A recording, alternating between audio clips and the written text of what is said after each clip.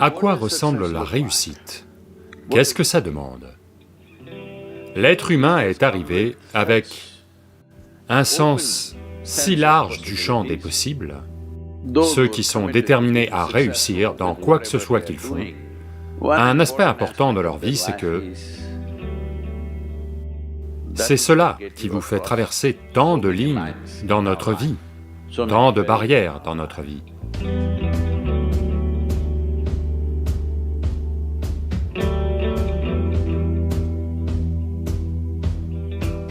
Cela est arrivé dans votre école, peut-être plus tard dans votre université, plus tard dans votre travail. Cela arrive aux gens, peut-être pas à tout le monde, mais à tout un tas de gens.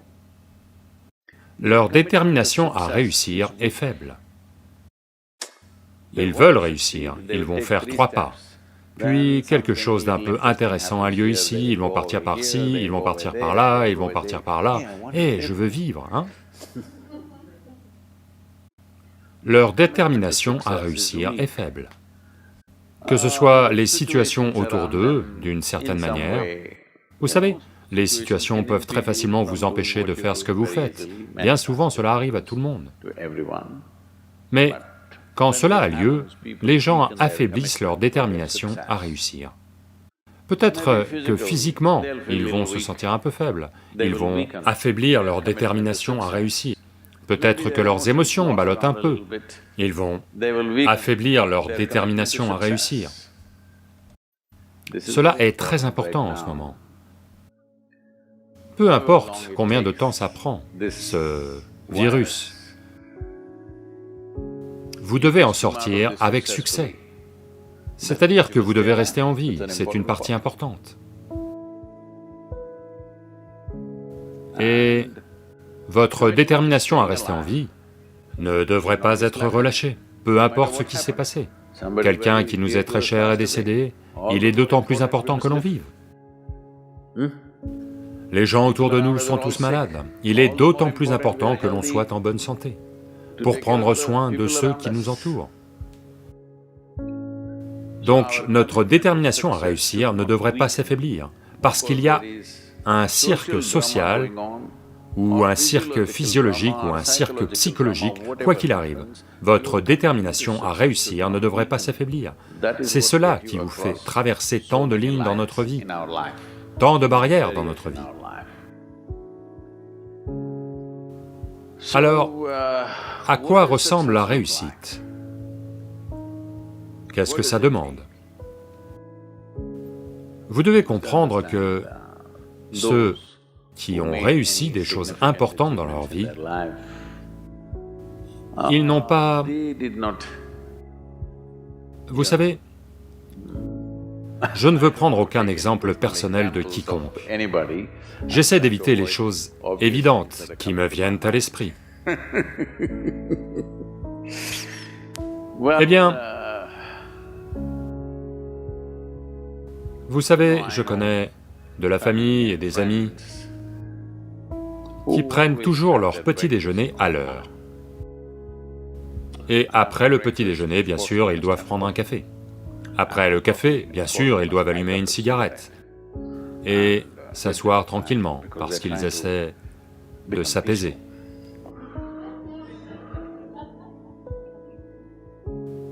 Et puis ils vont partir travailler, rentrer à la maison exactement à l'heure pour le déjeuner, déjeuner, se reposer pendant 1 ou 2 heures, dormir, puis l'après-midi prendre un thé, ensuite fumer, puis de nouveau aller au travail. Et à 8h, 8h30, ils sont de retour à la maison pour dîner, et puis peut-être d'autres choses, boire et ci et ça et n'importe. Eh bien, c'est leur priorité. Très bien, je ne me plains pas que ça ne devrait pas être comme ça, mais ceux qui ont très bien réussi, que ce soit dans la musique, le sport, l'art, les affaires, le processus spirituel, peu importe quoi, ces gens n'ont jamais su quand ils mangeaient, quand ils dormaient, quand ils faisaient la sieste. Je n'ai rien vu de tel dans ma vie.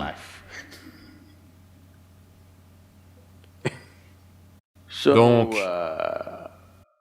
Ceux qui sont déterminés à réussir dans peu importe ce qu'ils font, un aspect important de leur vie, c'est que ils ne se posent pas dès que c'est un peu confortable. Parce que le confort arrivera quand ils vous descendront dans la tombe. Vous êtes très confortable, vous savez. Avez-vous vu comme ils sont confortables? Une fois qu'ils sont morts, si vous les jetez là, ils sont confortables, si vous les descendez, ils sont confortables, même si vous les brûlez. Oui ou non? Le confort viendra. En ce moment, il s'agit de s'assurer que l'expérience est profonde et que l'activité a un impact. Parce que s'il vous avait donné un temps illimité, vous pourriez faire toutes ces choses, rien de mal, je ne suis pas contre elles. Mais ils vous ont donné si peu de temps, avec un potentiel tellement immense en tant qu'être humain, c'est ça le problème. Si la création vous avait fait comme un ver de terre, je ne dis pas qu'il y a quoi que ce soit de mal avec un ver de terre, c'est juste que c'est un potentiel unipolaire, il ne peut faire que tant. Un ver de terre ne pense pas à grimper à un arbre, parce qu'il sait qu'il sera attrapé par les oiseaux. Il n'a jamais de telles aspirations. Il veut juste recycler la terre.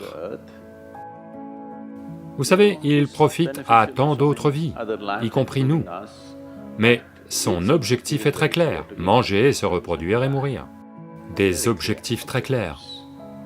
Pour remplir cet objectif, il se donne.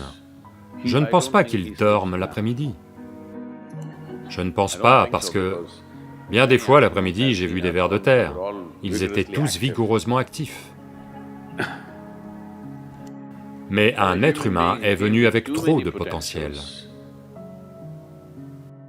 À cause de cela, un être humain a besoin d'un certain niveau d'effort pour oublier le monde, pour vous considérer, vous, comme une réussite. Si votre idée de la réussite c'est que vous faites un peu mieux que votre voisin, j'appelle cela de la maladie, ce n'est pas de la réussite. Vous êtes heureux que votre voisin soit moins bien que vous. Est-ce de la maladie ou de la réussite? C'est de la maladie. Mais d'une manière ou d'une autre, vous vous sentez comblé par ce que vous faites. Disons que ça c'est la réussite pour le moment. Peu importe que vous soyez meilleur que quelqu'un ou moins bien que quelqu'un, cette question ne devra même pas vous venir à l'esprit. Mais d'une manière ou d'une autre, vous sentez que vous vous utilisez pleinement et il y a un certain sentiment d'accomplissement dans votre activité. Eh bien, si vous êtes capable de juste fermer les yeux et de simplement rester assis sans la moindre activité, c'est fantastique. Mais vous ne pouvez pas faire ça. Vous ne pouvez pas faire ça pour le moment dans les états où vous êtes. Vous ne pouvez pas simplement fermer les yeux et devenir immobile. Au lieu d'être occupé, vous allez devenir préoccupé. Cela ne veut pas dire que vous vous améliorez, cela veut dire que vous régressez quelque part.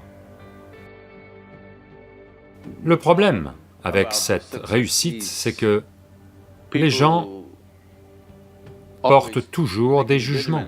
J'ai fait ci, j'ai fait ça, peut-être que ça n'a pas marché, peut-être que ça c'est une erreur, ça c'est une erreur. Il n'y a rien de tel dans la vie. Voyez, à une époque, vous étiez un singe, d'accord? Eh, ce n'est pas moi, c'est cet Anglais, vous savez? Charles Darwin a dit que vous étiez tous des singes. À une époque, vous étiez un singe, il n'y a pas si longtemps.